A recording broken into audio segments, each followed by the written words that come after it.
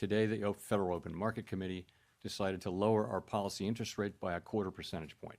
Federal Reserve Chair Jerome Powell made the case for the central bank's first interest rate cut since December at a Wednesday news conference following its two-day meeting. The widely expected 1/4 point reduction was announced along with the release of projections showing that 2 more 1/4 percentage point reductions are anticipated at the remaining 2 policy meetings this year. This indicates Fed officials have begun to downplay the risk that President Donald Trump's trade policies will stoke persistent inflation and are now more concerned about weakening growth and small increases in non-farm payrolls. What's different now is that you see a very different picture of the risks to the labor market.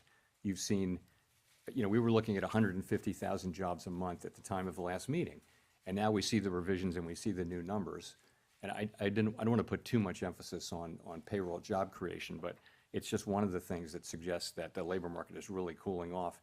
The vote was nearly unanimous, with only Fed Governor Stephen Miron pushing for a 1/2 percentage point rate cut. He joined the meeting for the first time since winning Senate confirmation this week. Miron is Trump's top White House economic advisor and has gone on unpaid leave while he works at the Fed.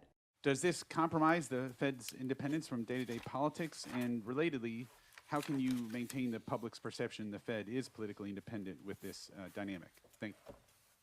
So we did welcome a new committee member today, as we always do, and the committee remains united in pursuing our dual mandate goals.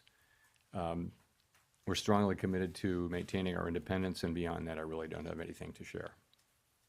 Among those voting in favor of the decision was Fed Governor Lisa Cook, who attended the meeting despite Trump's effort to fire her, and after 2 courts supported her challenge to his attempted dismissal. Do you see the court case around Lisa Cook as being related to questions of Fed independence? I see it as a court case that it would be inappropriate for me to comment on. Rate futures markets see more than a 90% probability of another rate cut at the Fed's next meeting in late October.